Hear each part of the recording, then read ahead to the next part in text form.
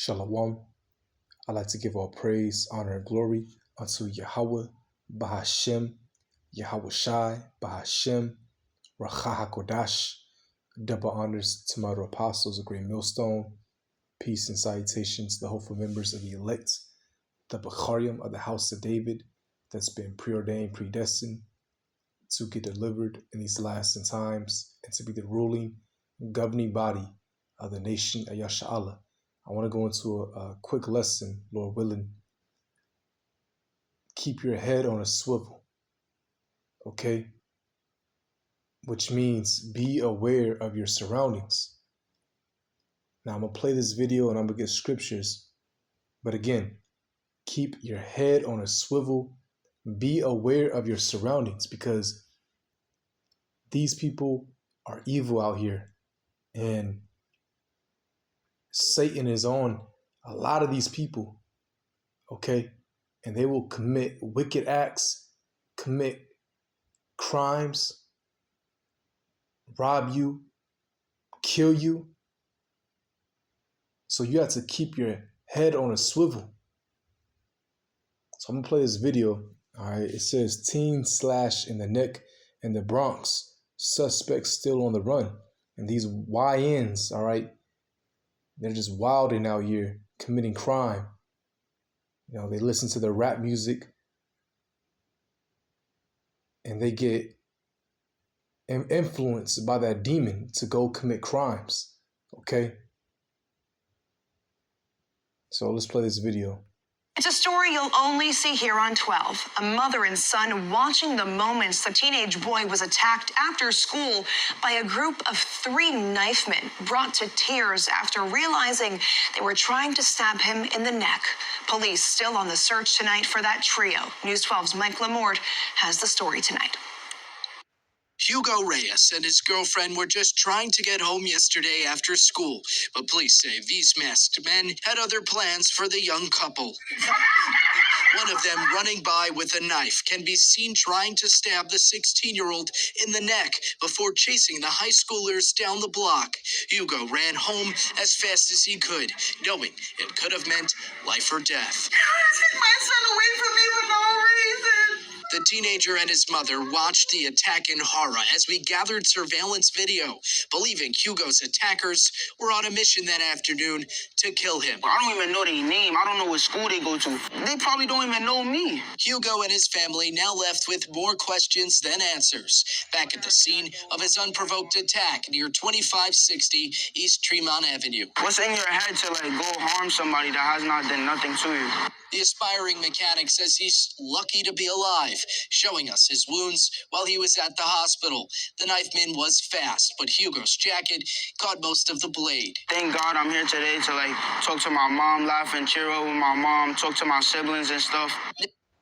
Hospital, and 2 stitches later, his family is calling on other kids to stay alert. Please be aware of your surroundings. I could have been right now planning for a funeral for my son.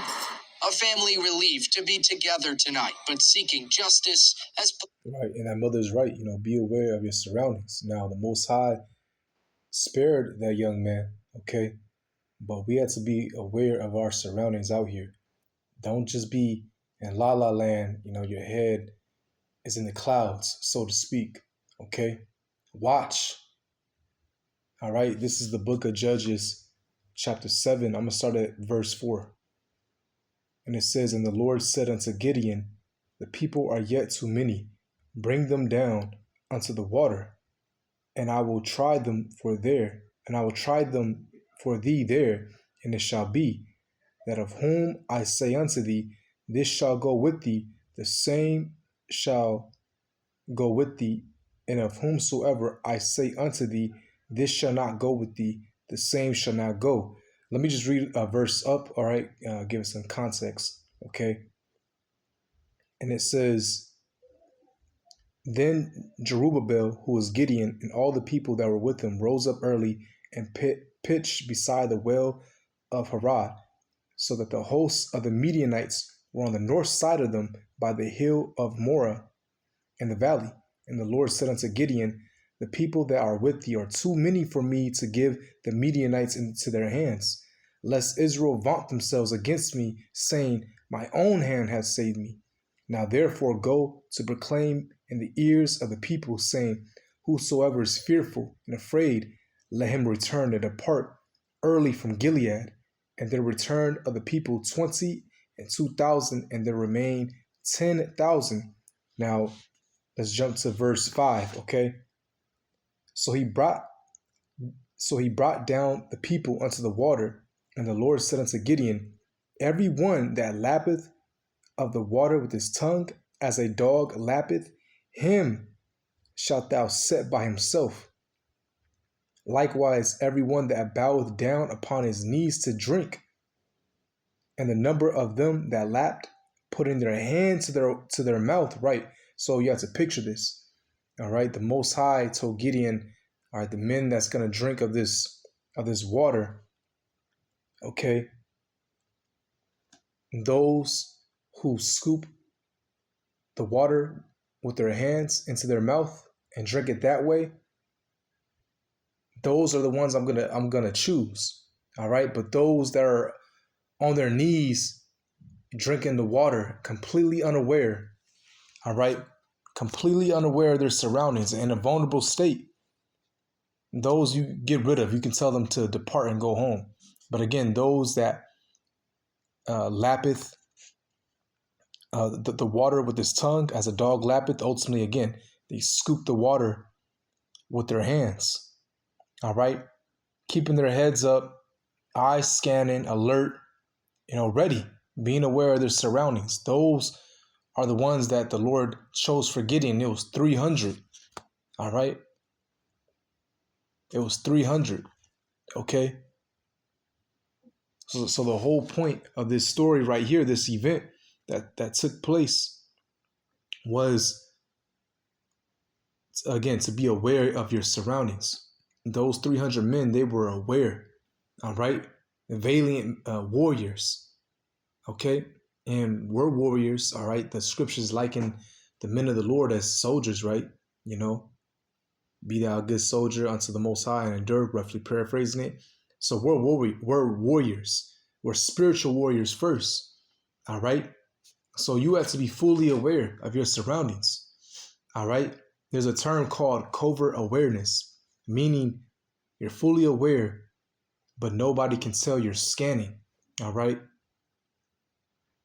Because you don't want to make it look obvious, all right? You don't want to, appear paranoid or anything, okay?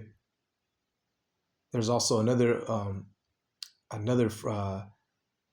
term out there called soft gaze, all right? And I do this throughout my day as well. It actually helps with, your peripheral vision, all right? And it's a term they use in martial arts, meaning a relaxed gaze that takes in everything.